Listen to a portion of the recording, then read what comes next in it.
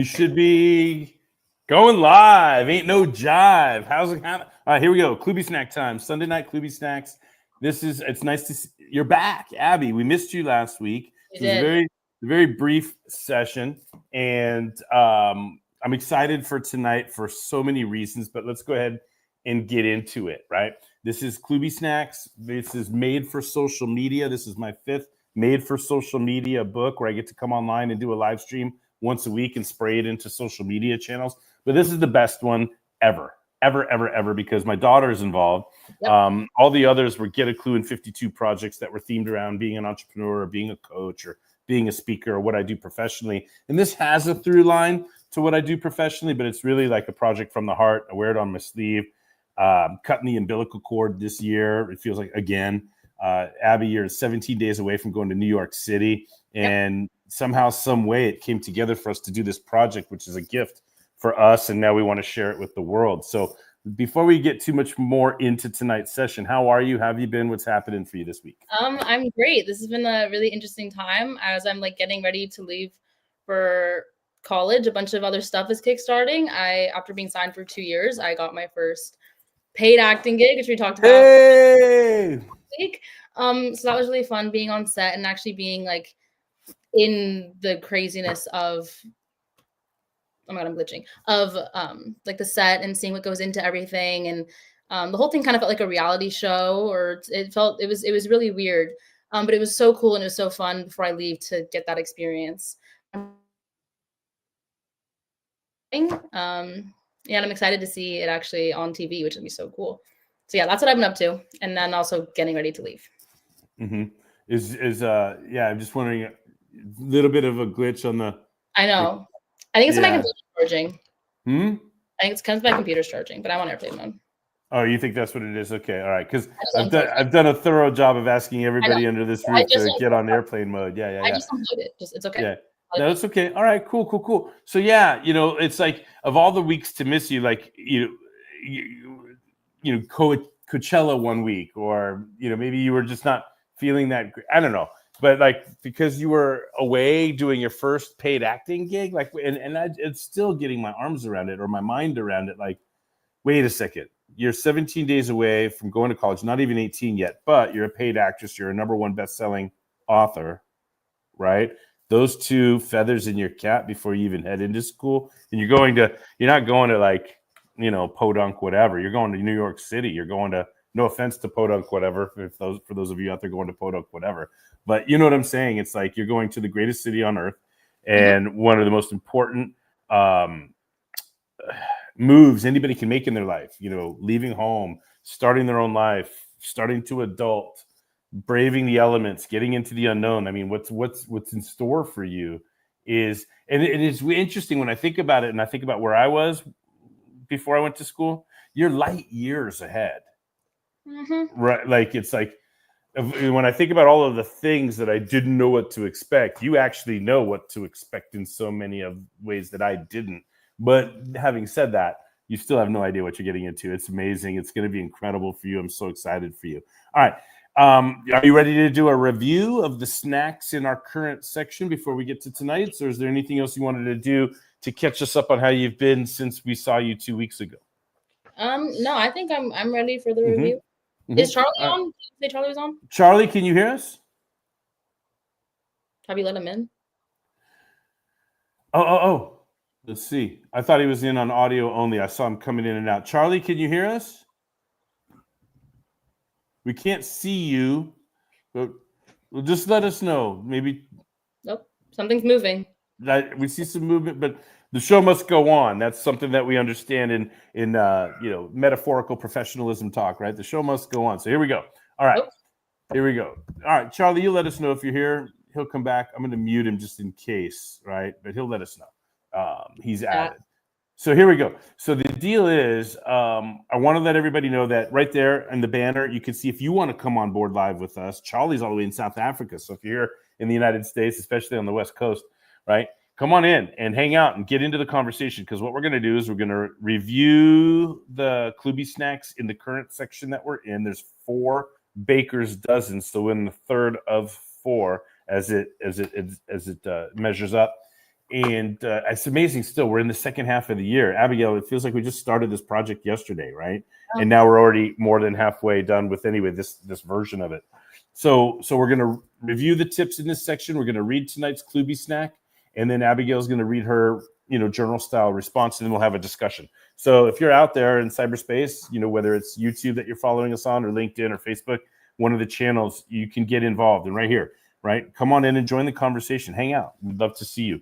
tinyurl.com/KloobySnack31, and it's 31 because this is the 31st week of the year. Next week will be 32, then 33, etc. So it's always the same convention, if you will. All right. Charlie said connection is bad, but he I just saw that come up in the chat. All right, hey man, we understand your effort to get in, Charlie. If you make it in, if you're able to let us know that you're ready to talk and join the conversation, right? We'll add you to stage. We'll unmute the microphone, whatever we need to do. But let me go ahead and let me get ready to screen share like I always do. Oh boy. Yep. Hi, Charlie. Charlie, are you here? He said hi, Abby and Coach Jeff. So I was just wondering. It's on the chat. Yeah, reading the chat. Okay. All right, there we go. KloobySnacks. I can hear you, Coach Jeff, and the connection is a bit bad. It's going up and down. Okay. All right. We can appreciate that, but I just heard you just now, Charlie. It's good to hear your voice. Yep. We appreciate the effort that you make every week to be here all the way from South Africa. It's an honor. All right. So here we go. I'm going to go ahead and screen share. And there we go. All right. Can you see my screen, Abby? Yes, I can. All right. So if everybody can see the menu, you can see we've got four Baker's Dozens, and we are in the discipline flavored right here. And tonight is number 31. Every job, ... I have mentioned it before, and I will say so again. I enjoyed this little process of kind of getting the 1 or 2 or 3 words out of a KloobySnack that would be enough, sufficient, but not the full thing for a table of contents, right? So that was just a little piece of fun that I had, right? These are not the full KloobySnacks at all. They're just the pieces, just teasers, if you will.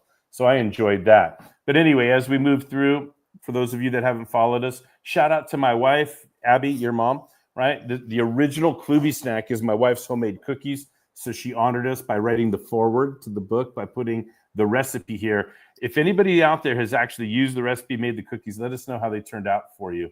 And then, of course, I wrote some I love my daughter mumbo jumbo mushy stuff in the introduction. and then we got to loving flavored, and we covered those, and I'm going to scroll quickly past those. Then we got into ego flavored, and we had 13 snacks there. And that led us to the snacks that we're in right now. The flavor that we're in right now is discipline. So as a matter of review, here we go.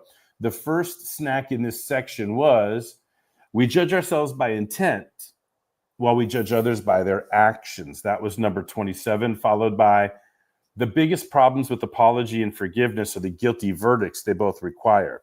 Now, Abby, put an asterisk by this one because I'm still working with this one. This one is still ever present in my mind on a daily basis. We covered this 3 weeks ago. And this so far is the snack that the universe is telling me that I need to spend some time with I need to work through. I got some more work to do here. So this is very, very helpful for me, even though I'm the co-author and even though I'm the dad and even though I'm the facilitator, I'm still learning from this whole project every day, every week, etc. All right. Then the road to mastery is paved with fundamentals. This is one of my favorites because it's one of the original KloobySnacks. As a matter of fact, I probably came up with this before you were born. So to be in this phase of life, to watch you write about these KloobySnacks that have been around for a couple of decades is amazing. And there's Mrs. Wilkerson. Oh man, just if you don't smile seeing her face, kindergarten teacher to both you and AJ, just super special stuff. The fundamentals. She was so instrumental in helping us install the fundamentals in you guys in that kindergarten classroom. She was angelic. She was magnetic, Miss Wilkerson. Yeah. And then they got us to last week. So I'm going to pause here for a second. I might even come off of screen sharing because you weren't here last week to talk about this on your own. I went ahead and read your entry, which is awkward, right? Totally awkward, right? But here it is. The only mistake to be afraid of is the mistake we don't learn from. So, Abby, let me just pause for a second. Do you have anything that you want to say about that one before I get us into tonight? Just a little gander over what I wrote. Yeah, gander away. Oh yeah. I like this part. Hold on. The part I said about being stuck in cycle, like the. Just wait. Can you scroll to the last thing? That whole thing. I like that. I agree with that. Go ahead, read it out. Read it out loud. Oh, no, I was gonna talk about the. Okay, I don't want to read out loud, but I'm just. Okay. I don't want to. It doesn't feel right when I'm not reading the whole thing. I get in the vibe, but I agree with that. Like the cycle of the mistakes and then conversations and apologies. You know, the whole saying, like the apology without change is manipulation, all that stuff. Yeah. Saying you're sorry without is you're not manipulating me. You're like lying to yourself first and foremost. So, saying you're sorry and make no effort. Like, wow, right? Keep going.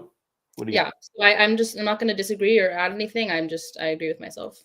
That's my All right. Anything else to say then? Are we ready for drum roll, please, before we get into tonight? Ready to drum roll 31. I'm excited to read this one. I remember writing it now, but I haven't looked at this one since. Yeah. Well, I want to do my thing that I normally do is I put up the banners, right? 27, we judge ourselves by intent, and 28, the biggest problem with apology and forgiveness is the guilty verdict they both require. It's such a heavy snack, right? The road to mastery is paved with fundamentals. We love that. And then the only mistake to be afraid of is the one we don't learn from, which, drum roll, please, brings us to this week's KloobySnack. And it is as follows. Very simply, every job is an inside job. Abby, do you want to take it away and go ahead and read word for word, and I'll scroll along with you? If you to scroll. Go ahead. Okay.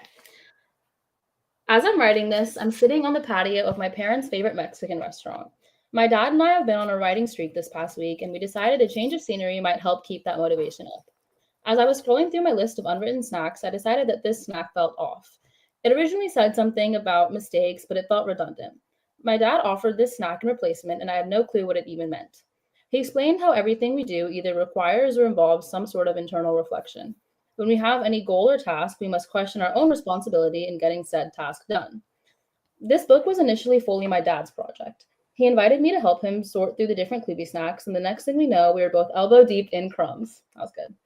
I started writing at my own pace, writing one KloobySnack response every other day, if that.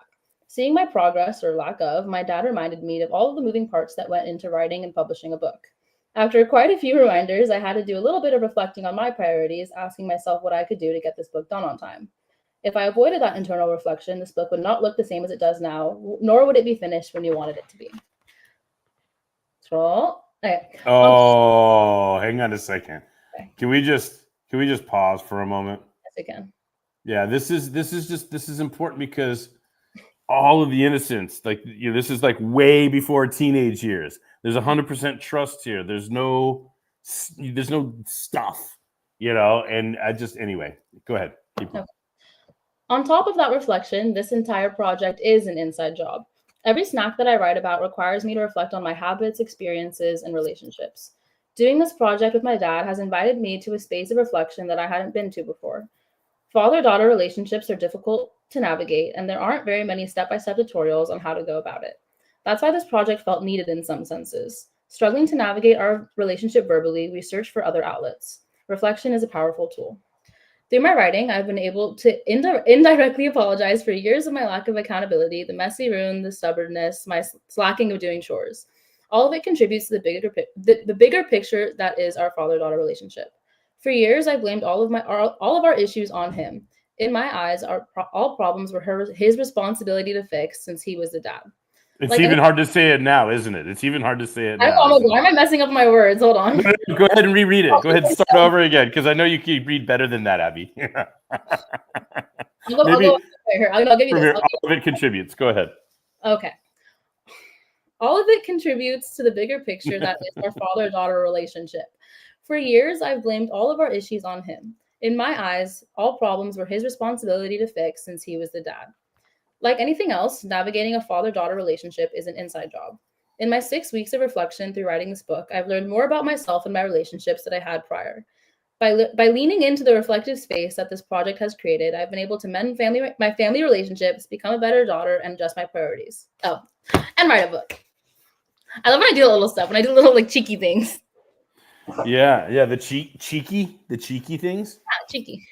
Yeah. So I'll let you go first, and I'm going to start with the question that I always start with after you read your journal style entry is, what is it like to read that now compared to how you felt when you wrote it? And I can close my eyes and see where we were. I could see the day. I remember, as a matter of fact, like randomly, I was wearing San Diego State. My computer had the San Diego State thing, and we had been there for hours at the restaurant. And San Diego State Aztecs had won a basketball game. We were underdogs against University of Houston. And it was like, normally I'd be watching the game. But in our commitment to get out of our normal environments and to really, like, I couldn't just ask you to do something that I wasn't, we were there. We had our computers open. We were writing and immersing. I missed the Aztec game. I didn't care. I was with my daughter working on a book or whatever. And remember, the guy came in. He's like, "Hey, yeah, go Aztecs." And I'm like, "Yeah, what happened? I don't know what happened. I'm a bad Aztec fan, but I don't care because I'm a great dad." And I don't know if you remember that, but let me ask you. Yeah, do you like? I can feel the whole day. I can feel the whole environment. This is a milestone breakthrough snack. What are your reflections? I think it's weird reading that now because I'm in a completely different like headspace than I was then. Like then we were really like in like the thick of it, and I was like, my whole mindset was like getting it done and all of that stuff. So it's weird looking back at it now because I can like envision exactly how I felt then. And like during that time, that was a time when we were both like putting the work in to get this book done, and then now it's like we get to just like live the rewards of it. But at the time it was different, and I think I just had a thought. You distracted me with the Aztecs. Wait, I was talking something about.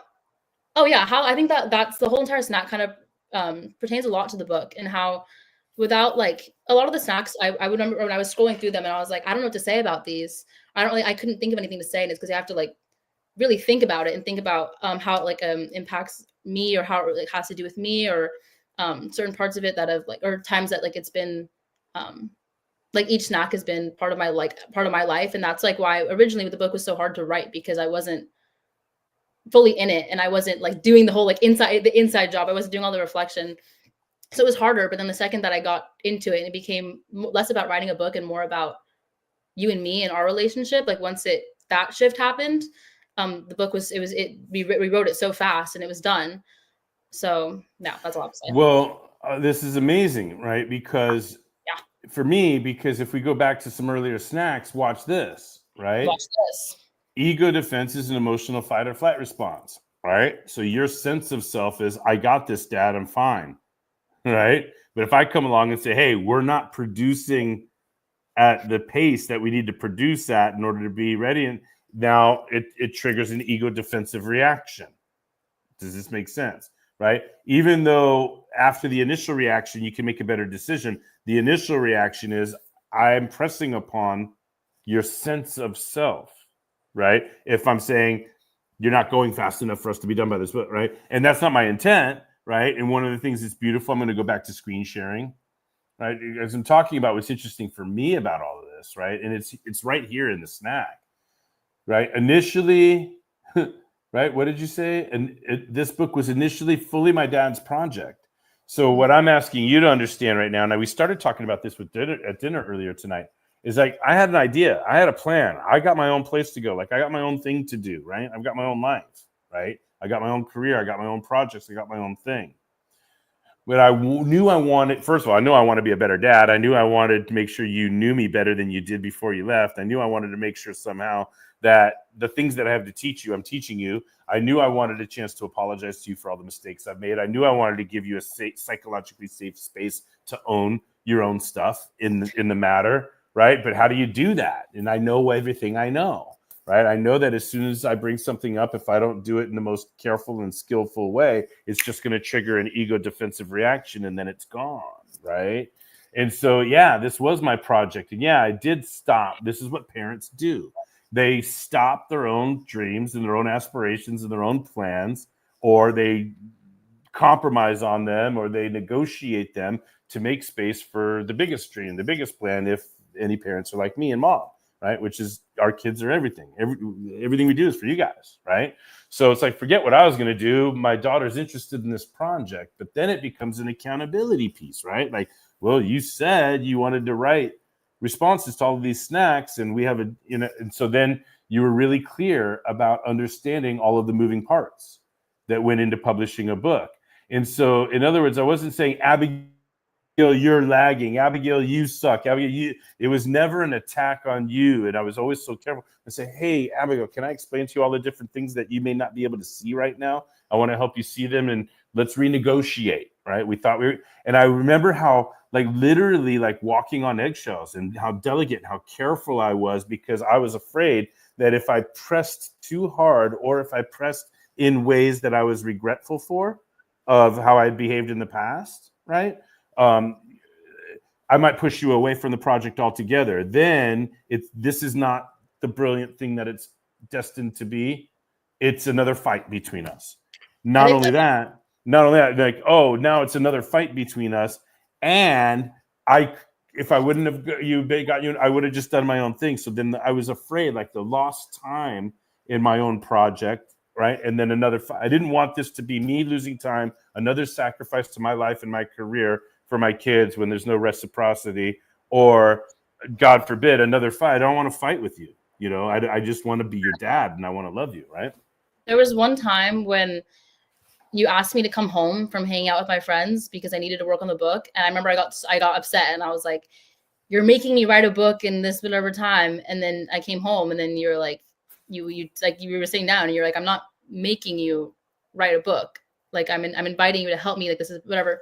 And we had a whole talk about how this project, it was a project, like, for us, by us, and how, like, it has, like, so much potential to help us with our relationship, and before I leave and all this stuff. And, like, that's where the shift was. It was after I was so upset. I was like, you're making me write a book in a few months. Like, oh, and I can't hang out with my friends because you're making me write a book. And you're like, I'm not making you do anything. And then when we had this talk, and then I saw the benefit for me, and how, like, instead of, if I was looking at it as like, oh, I'm trying to write this book and get this book done, and just, like, write whatever just to get it done and, like, make them happy so we can get it published. Instead, I was seeing it as, like, each snack, like, there was something that I could give to it, and I could learn from it. And when it turned into that, and, like, the inside job and the reflection and the learning and the growing through the writing, like, that's when it shifted, and the book got done faster that way, when I looked at it less of, like, oh, I'm trying to get a book done, and more of, like, what can I get out of this. What's bigger here now? That, it's interesting that you bring that up, and I just, I'm certainly not in the habit of arguing with you or anything like it. It's not like that. But this is worth slowing down for, right? There was text communication, and this is what I'm getting at. Like, and I'm glad that you remember that. I just want to add to your memory, right? Say, hang on, I am not making you, like, you got that part right. I am not making you write a book. I'm following up on what you told me you wanted to do. Yeah. I'm actually considering all of the moving parts so that you can do what you wanted to do, so that I can help you do what you wanted to do. In other words, it's like you saw the tip of the iceberg. Like, oh, this is cool. I could write a book, and I could write this. I can do this in the top, right? But you didn't see what was beneath the iceberg, everything beneath the you know what I'm saying?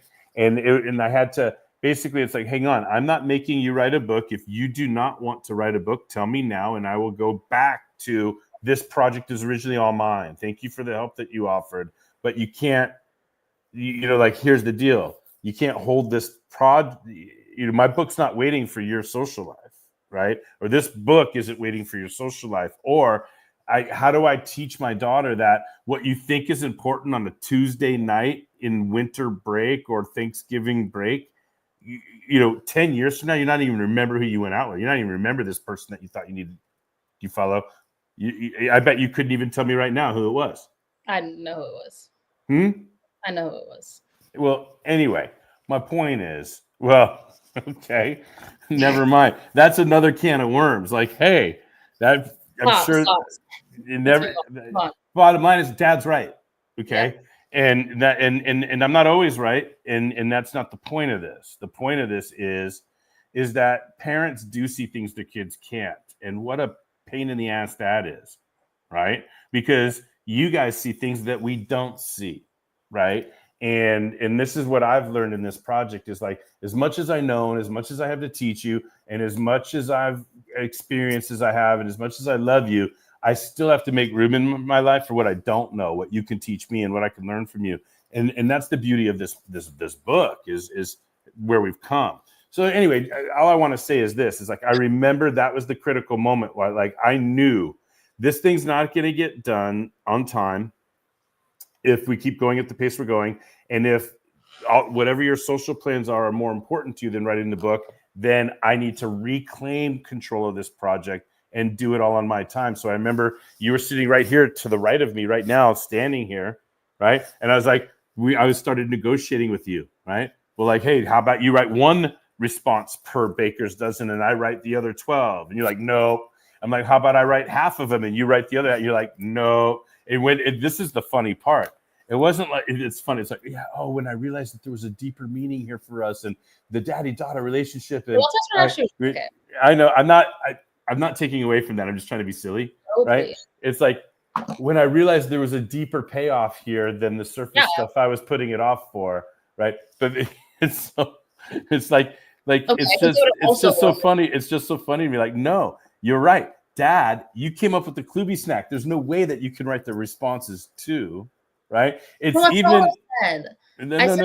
I've been making fun of myself here. Can I make fun of you too? Because I know Please. What I said. Go ahead. Nobody would want. I was like, we don't need that. I was like, it's gonna be your writing on top of your writing. I was like, that's too much. I was like, that's too much. That's what I said. So it's gonna be too much. Like, that's what I'm getting at. Is you're right. You're 100% right. There's things I'm right about, and it's not one or the other. It's both. It's not binary. It's not absolute. And that's the beauty of KloobySnacks and the intergenerational communication and the work that we're doing as daddy and daughter to make sure that like less than 3 weeks from now, we're on a plane, we're dropping you off in New York City. I don't know how I'm going to handle that. I know that I've shed a lot of tears over this project. I know that when you would write your response and you'd be excited about it, you'd want to read it out loud to Mom, or you'd want to read it out loud to me, or I'd kind of read what's going on. And I've shed so many tears. I don't know what's going to happen when we drop you off at New York City, but what an amazing experience that we've had. This snack is monumental as far as I'm concerned. Every job's an inside job. And there's so many more things I could say about this, like getting you into the reflective space, getting you recognizing, cognizing the look within, cognizing the repair that you're able to add to the relationships that mean the most, the reflective space. So that's part of it. But for you and I, we were at the brink. We're like, oh my God, here's the thing that I do in my life, another sacrifice I'm about to make. And you stepped up. Mm-hmm. Mm-hmm. Do you understand what I'm saying? Like, and Mom was on board. She's like, come on, Marianne, like, come on, Abigail, come on. And she was on board, like, whatever Mom needed to do to get us together to make sure we got, like, it was amazing. And I'll never forget, we all went to El Pueblo, like, shameless plug for El Pueblo, $1.29, now $1.39. That's another thing that's changed in the couple of months. It used to be $1.29, now it's $1.39 fish tacos. And we just sat out there on a Saturday afternoon, and it was wonderful. We can order food, and we had our beverages, and we were on the patio, and it was San Diego weather, and we both had our computers flowing. And I think, like, didn't even Mom leave and left us there? It was just me and you, and then we left after. But this snack is really I got number 15 up, but here's the other one. Surrender is not the same thing as defeat. Once you surrendered, once you gave in, right, rather than getting your guard up and I'll write on my space. You remember what you used to say? Hey, I need to write on my terms, and I know how I write, and I need to get into my groove. And you remember, and you then surrender. You surrendered to the moving parts of the project rather than just writing on your own time in your own rhythm, right? Vulnerable is not the same thing as threatened. Like, all of these snacks, they apply. Do you know what I mean? That's my other thing I was going to say. I was saying that I guess, like, I've been saying this every week now, but all of the snacks are kind of like intertwining and relating, and you can back some up with other ones, or I don't know. They're all. I don't know the word I'm looking for. You know what I'm saying? Well, you and I are starting to get, see the world through KloobySnacks, right? And it's funny that you bring that up. And earlier today, I was brainstorming a way to do facilitations for workshops and trainings just using KloobySnacks. I have it in my mind, a deck of cards, 52, right? 4 suits, ego, right? So on the back of the card, it's all just like the cover of the book or some picture of me and you or something like that. But when you flip it over, it's got ace through king. I mean, ace through king, in the corner, some icon to represent loving, ego, disciplined, or integrity. The actual quote will be in the middle of the card somehow, but otherwise, so you could actually play real cards with it, but also we could deal these out. And I had this idea. I could visualize 16 CEOs getting 3 cards each. So 3 times 16 would be what, right? 48. That would leave 4 cards left over for the facilitator or the group leader to hold on to. Everybody gets into a circle. Everybody puts the issue that they want processed, right? Right? CEOs, that's Vistage, for example, the Vistage model, CEO issue processing. So this is my issue that I want help with. All right, well, let's see if KloobySnack can help. Right, and everybody gets 3 cards, and of those 3 cards, you hang on to the one that you think most resonates or most is helpful in getting your mind moving towards a solution, towards your issue, and you move the 2 cards along. And then everybody, you have rounds of passing cards, and like you hang on to what you think is going to be helpful, and you pass the other 2 along until everybody's got the 3 cards that they think, you know what I'm saying? And then you can expand from there. It's like, all right, now what did you learn from these cards? Who else needs to learn this, and what's actionable, regarding your issue? And like KloobySnacks has a huge future is what I'm getting at as I marinate on them. And to your point, you're starting to see the interconnectedness. You're starting to see the universal truth. You're starting to see the integrity of it all. And that's why we finished with the integrity game, the integration. Yeah. Everything is integrated. Everything's multi-determined. So like it's easy to come up with a KloobySnack in so many situations. But what else? Charlie, are you with us, Charlie? Can you open up your microphone? I feel like Abigail and I, and myself in particular, been talking long enough. Yep. What do you got to say so far on this KloobySnack, Charlie? What do you got? I was actually having a good chuckle while you were going on, and then you asked Abby a question, isn't it? I went, Okay. Firstly, congratulations, Abby, on your, what was it, snail on the show you did and the modeling? The commercial. Yes, it was pretty good to watch, and quite happy to see you crushing it and moving forward. Real quick, Charlie, I posted, it came up today, a memory from 2 years ago, your second showcase that you did. Oh, yes. You posted what? That memory came up in my feed, right? It was 2 years ago that I posted the video of your audition in the second showcase. So I'm like, 2 years later, she's finally a paid actress 2 years later. So maybe Charlie saw that earlier. Go ahead, Charlie. Yeah. I've been kind of listening to what each of you have been saying about this snack, and I kind of scribbled a few questions, but within you interacting, Coach Jeff and Abby, you basically answered those questions indirectly. Perfect. Abby, you mentioned that in the book, you mentioned that this was initially fully your dad's project. Yeah. How did it impact your transition into a better relationship with your dad? I think that one of the main things was that I think I talk about this a lot in the book about how I've always struggled with apologizing and with like taking accountability and recognizing my wrongs or verbalizing them at least. But through the book, it felt like a different like safe space where I could apologize through my writing and acknowledge things that I've done wrong or faults of mine that I would never, but prior to this, like say out loud, or I would never, anytime it was brought up, I would like deny I have no part in any of that. So this book kind of created like a different space where I could apologize through my writing, which you see a lot, and there's a lot of apologizing, and it actually is really hard to read out loud a lot. Sometimes when I'm like apologizing, and I'm reading it out loud, and I'm like I can't even say it. So I don't know. I've always favored writing. I always loved writing, and it was nice to be able to, instead of writing for class or writing for something, it was like for me and for my dad.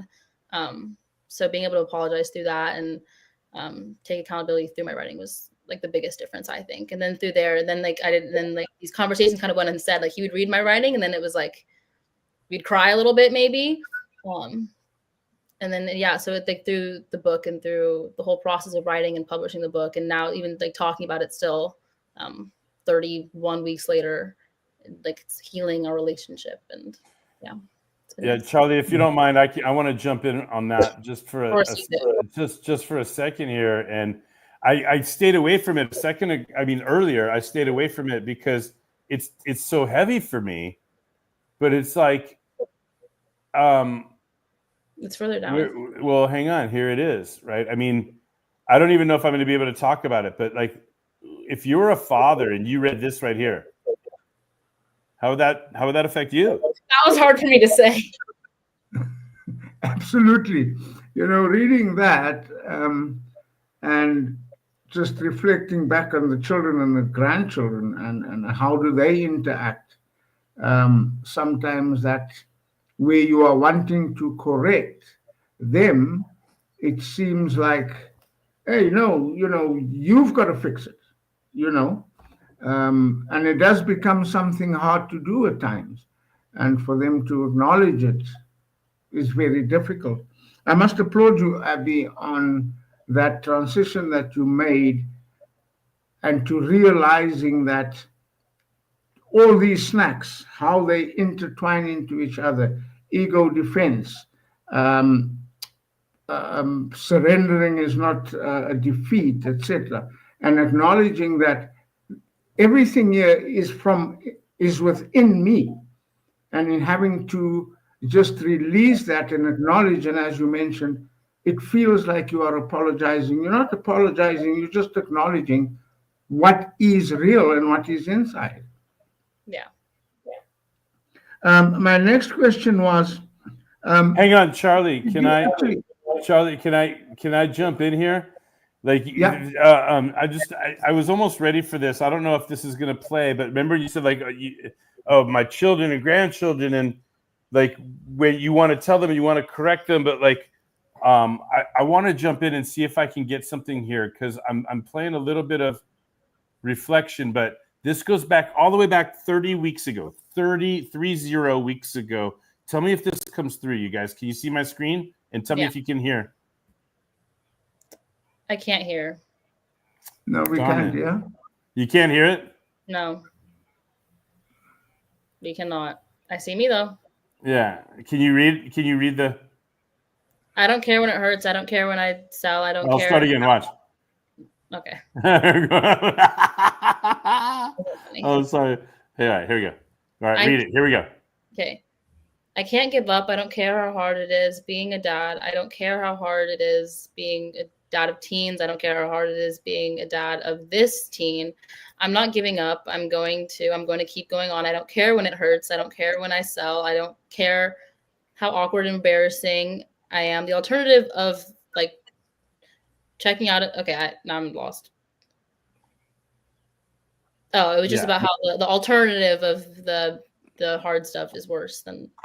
Yeah. It's like when it's frustrating, when it's difficult, when you feel like you're beating your head against the wall, when you feel that you're not heard, that you're not seen, that you're not understood. Moreover, when you're resented, or moreover, you're 100% responsible for all of the mistakes and all of the difficulty, and nobody else is stepping up. It's all on you. Blah blah blah blah blah. What do? You give up? You crawl underneath the blanket, and it was just, truth be told, this is, the land of vulnerability here. Like, there was times where I didn't want to come home because I didn't know how I'd handle the conversations that I'd have to have when I'd get there. Right now, home's my favorite place on the planet. Right. And KloobySnacks is legit. It's legit healing. Charlie, go ahead with your next question. Just to reflect on what you just tied in there now. How did you reflect on how you should change your approach, and how did Abby accept that kind of approach? Well, because there had to be a give-take, and you did mention that by surrendering is not defeat. So there's actually a bit of compromise that you need to make at some time. On how do I compromise the parental stern approach and slow it down a bit, down to the level of the teen how did I react as a teen? Was it the same? Yep. What is the trend now? And how do teens accept it today? Yeah. Charlie, is that a question for me or Abby or both? It was For both. you and both. All right. Well, Abby, do you want to start or do you want me to start? Because, I mean, I can. yeah, go ahead and then I'll finish. Sure. I don't know. I think that, I mean, I touch on this a lot in the book, how it, for some reason, ever since, maybe not since I was younger, but since I entered my teen years, instead of feeling like a father-daughter togetherness relationship, it felt like it was very like, at least on my end, it felt like me versus you, and there was always one right, one wrong. I think I felt a lot of that still in the beginning of writing the book, where it was like, if I was like, I want to go hang out with my friends, I was like, I'm not going to be working on the book tonight, and then you would ask me to, and then I would just, for some reason, place that resentment onto you or onto the book, and I wouldn't do it, and I'd work on my own pace, and I'd be like, this is the pace I want to work on, so I'm going to do that. But then it became gradually, and it became more of an us thing rather than a you versus me, and that's where, like, I think the shift was. A lot of it might, like, I don't know if it was the photo shoot thing we did or what it was, but it just transitioned into an us, and rather not a dad versus daughter. It was like dad and daughter. It was us. So that's why I felt the shift, at least. Well, this is a neat transition point for me because, Charlie, if you're still listening to the answer to your question, right? You just heard Abby say that Dad, you would say, hey, I want you to work on the book tonight. And Abby would be like, no, I'm going to do it on my own pace. I know for a fact that I never, ever said to Abby, hey, I need you to work on the book tonight. Are you working on the book tonight? Okay. Hey, let me finish. What I'm trying to say is this is how nervous I was about this, that it could go either way. I knew what needed to be done in order to get the book done, and I knew that Abby wasn't working at the pace. So now I knew I needed to communicate that need, right? Somehow in a way that didn't put her off or didn't create another fight between us or didn't totally waste all of the time that I had already surrendered to however she wanted the project to go. Are you with me? So I know for a fact that I would say things like, hey, what are you doing tonight? And I'm hoping she would say working on the book. And she would say, I'm going out with this. I would go out and going this. And I would say, something like, okay, well, and I never said you have to work on the book. You need to, I need you to. I was so careful about avoiding that, but it doesn't matter how careful we are. That's still how she heard it. That's still how it felt to her until something shifted, right? Accountability. This is a KloobySnack. Accountability is always going to feel like an attack when we're not ready to be 100% responsible for our own behavior. So I was never telling her, I need you to do this and you need to do this. I was always like, you said you wanted to do this. You said it would be disaster if I did what I was planning on doing. I agreed with you, made all the room for you to be right in this world. And now I'm waiting for you or wondering if you are going to do what you've said you will do. And this is the icon of the whole challenge in the relationship is I'm your dad and I love you and I want you to love me. But hey, if I'm looking around and nobody's going to confront you and nobody's going to hold up a mirror and nobody's going to remind you what you said and nobody's going to brave the elements of a strong, determined young lady who's got the fastest processor I've ever seen, sharpest and most loving tongue, both sides of that equation. But who on this planet, like who's strong enough on this planet other than Marianne to marry me? And who's strong enough on this planet to be your parent other than me, right? And it's right there. You blamed me for everything. It was right there. I'm not going to screen share and go back to it. And that's what Charlie, do you understand? That's what I was willing to brave. You understand? I'm like sitting there on a day-to-day basis going, my daughter hates me. She blames me. Everything that's a problem for us is my fault. And she believes it's my fault. And then what do? Do I give up and say, all right, you're right. It's all my fault. Or do I keep fighting to be the dad I want to be the dad? And God, thank God, something happened where Abby, you saw it and you shifted and we went to El Pueblo and you started writing and you kept on. When you were able to put these things onto paper, it's my healing. It's the greatest thing in the world for me. Like we talked about it earlier at dinner tonight, pits and peaches. I don't have any pits. Are you kidding? I got my daughter back. I don't have pits. I don't have anything to complain about. I got my daughter back. Mm-hmm. While you guys had also been talking through the snack, something came to my mind in one of your quotes or mythologies that motivation plus accountability equals success. Results, So yeah. Results. I kind of put this together and says, okay, the question was, did Abby feel pressured on having to stick to the deadline? Now, did you hold her accountable so that she could then get to the results of completing the book? That was the best the question, or what came to my mind. And I like the KloobySnack's accountability is always going to feel like an attack. If we're not ready to At help. times, Yeah, At Charlie. times- Charlie, the answer, if I understand the question so far, the answer is really easy. Yes, we got the book done. It went to number one. We did it. We got it. Yes. Yeah. Simple. Oh my God, Abigail, I can't. Yes, Charlie. Yes, but no, keep going. absolutely. Now, and that all just comes down to where you have a look inside. What is it that I'm doing that is going to satisfy what the goal or contribute to the goal Yeah. so that we can reach that goal?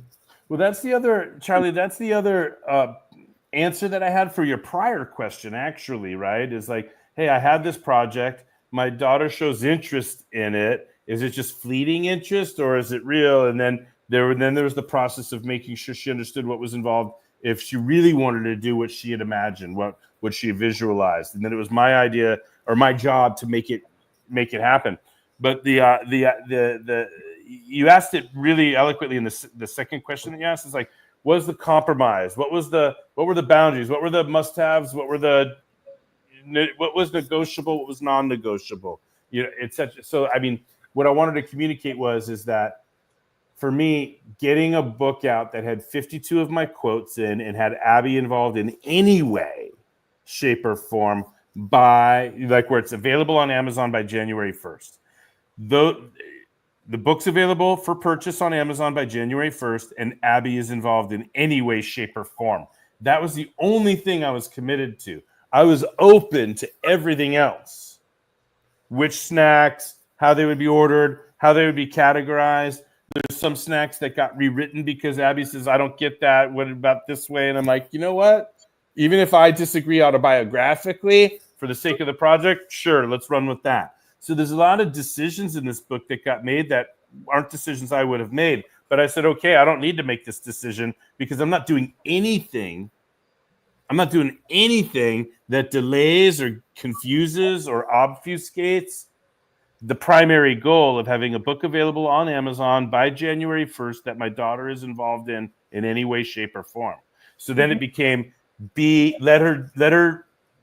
She designed the cover. Listen, Charlie, the cover design is hers. Getting Marianne involved the ways that we did is heavily because of Abby and Abby's honoring of her mom and reminding me how much I love my wife, which is sometimes, the truth be told, in the day-to-day of it all, I might forget. But Abby's so good at saying, God, you were head over heels crazy about mom back in the day. God, mom, like she's always reminding me, like, and it's like, yeah. I think I complimented my wife's cooking like 7 times today. Or, because I'm more intentional about it because of my daughter. It's like wonderful. Right. But my point is like freedom within the framework. Charlie, you hear what I'm saying? There's the must-haves, there's the ideals, there's non-ideals, and there's deal breakers. Yeah. So we have it's important to understand what are the go ahead. Before I lose this thought, would it be that Abby actually said to you, no, Dad, you wrote the snack. It needs to have my view on it. Your snack, your view, your talk, as you mentioned earlier on, that let you kind of look inside and says, wait a minute, let her do it. And, let me sit back because let me compromise here, and like what does the snack mean to me? And actually, I'd like to know what the snack means to Abby.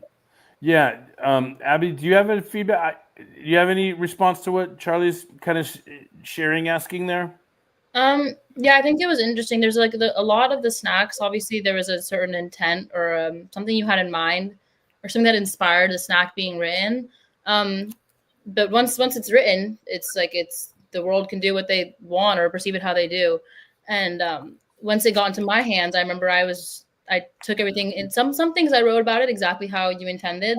But my intention was never when writing to write about the snack and explain it through your words or through your eyes. I wanted to write about it in a way that related to me or a way that would open up a space of reflection for me. And through that, some of it was the same as you, some of it was different. And I think that it was interesting for you to see your work and your snacks interpreted in a different way. And it was interesting for me to ask you about what it was, what you meant or what this means or where it came from. And then to be like, wow, that's so different from how I viewed it. And even now it's interesting to go back as we read and for you to share more about how different the intentions were, your intention writing the snack was to what I wrote, or how sometimes things are exactly the same, not exactly the same, but sometimes things are the same. So it's interesting to see as like we talk about in like the recipe passing down of the recipe book, whatever, that whole thing. And then you really see that with the snacks about how I took some of them in my own way, or some of them stayed similar, some of them stayed the same. But that was one of I think one of the interesting parts of the book writing process, and even now. Are you viewing any of the snacks any differently now after you have read them and reread them and compared to what you had written originally? I don't think I necessarily view the snacks differently. I think if anything, my view on them has expanded. I don't think it's necessarily shifted. If anything, a lot of my responses, they all pertain most of them to whatever time that was in my life. So a lot of it was like school starting and college applications, or a lot of it I wrote about the book itself. So now I would probably change some of the things that I wrote about or the specific anecdotes I used. But my view on certain snacks hasn't changed. It's only expanded. And I think it'll continue to, which is one of the gifts of this project. Maybe be because of the situation, or if a situation was different and you read a snack or reflected on it, does it maybe have a different meaning? Yeah, I mean, I think that all of the snacks are subjective, and person to person they change. You read it, and they can mean a different thing to me than it can to the next person. And I think that also can go just with me when I read something one month. Like if I reading the KloobySnack number 2, I'll always love you more than I'll ever miss you. Like reading that now, but like when I'm 2.5 weeks away from leaving to college will mean one thing to me now, but I'm sure it'll mean something completely different when I'm sending my kids off to college. I'll feel it differently. I'll see it differently. So it might mean something more to you now that you're not hanging out with the same people that you were when they was competing with the KloobySnack writings. No reason to bring it up. I didn't say that as eloquently as I wanted to, but the passage of time, time and the internet are undefeated. We understand, and again, it's like listen. The last thing in the world that I want to do is cause any harm or embarrassment or discomfort or I told you so to Abby. That's not what I'm trying to do. The truth of the matter is, parents know stuff that kids don't. And parents love their kids more than they'll ever know until they become parents. That's the shitty part of all of this, is that as hard as we try and as much as you still won't know until you have your own kids what it's like to be a parent and how much you want to love on your kids and get your kids ready and give to your kids. And when it goes anything other than what you idealize, how much it hurts and how we have to keep going no matter how much it hurts, because I will always love you more than I will ever miss you. And here we go, 17 days and counting. Charlie, the waterworks are welling up because I don't know how I'm going to keep a dry eye the next couple of weeks when we inch our way closer to sending Abigail. Wow.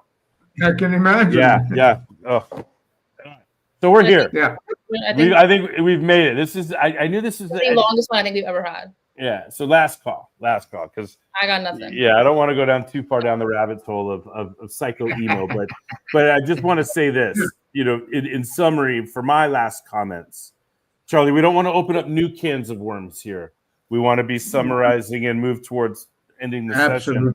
So for me, I just want to say that tonight's snack is like an icon. It was monumental. It's representative of when it not just the book production shifted, but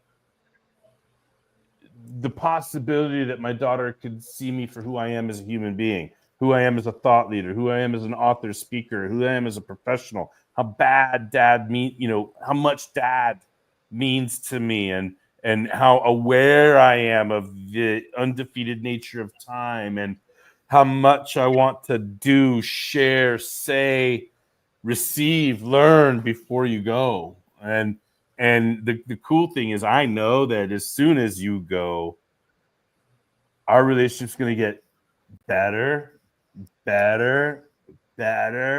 The more you evolve, the more you expand, the more you produce, the more you optimize and actualize the reason you're on this planet, the more I get to do what I've been able to do these past 6-7 months, is like just really swim like a pig in a mud of pride. Mm-hmm. It's hard to explain the pride I've been swimming in month after month, week after week, since we've turned the corner that tonight's KloobySnack represents. So to you, Abby, I say I'm proud of you, and I say congratulations, and I say thank you as a dad who really cares for all the efforts you've put into our relationship and the mutual healing that we're putting on display for the world. And we hope that this means a lot for other relationships in the world. And those are my last comments. Tonight's it's an iconic snack tonight. It's a milestone snack tonight, and I love you, Abby. Thank you. I love you. Are we ready to? Well, hang on. We got to give Charlie last call here. Coach Jeff, there's the unspoken word, and it shows. I mean, you're like kind of beaming up, like you're just lighting up with pride. And thank you, Abby, for making Coach Jeff feel that way. And Coach Jeff, thank you very much for everything you're doing for Abby as well. Well, Charlie, you've been on this ride for like 6-7 years now. You were following my flyby coaching videos in 2017, 2018, and all of my made for social media books. You've come on and you've captured KloobySnacks and written them down and sent them to me in Microsoft Word docs. And it's really your fanaticism. It's your desire or your commitment to like tune into what I have to say every single week or whenever I'm posting. And now, like, for us to get here, and now you get to see my daughter and you get to see the whole thing expand. It's just rewarding on levels that are hard to describe. But I just want to send some gratitude back to you, Charlie, for what a fan you've been, how supportive you've been, how ever present you are, and it always puts a smile on our face when we hear your voice in KloobySnack time on Sunday night. So, having said that, thank you, Coach Jeff. Thank you, Abby. Thank you, Charlie. Abby, you don't have any last comments for tonight? I have nothing. My computer's overheating. I'm so done. All right. Well, that's it. Wait, hang on. How hot is your computer? Goodbye. All right. Good night, everyone. We'll see you next week. Bye-bye. Bye-bye, Abby.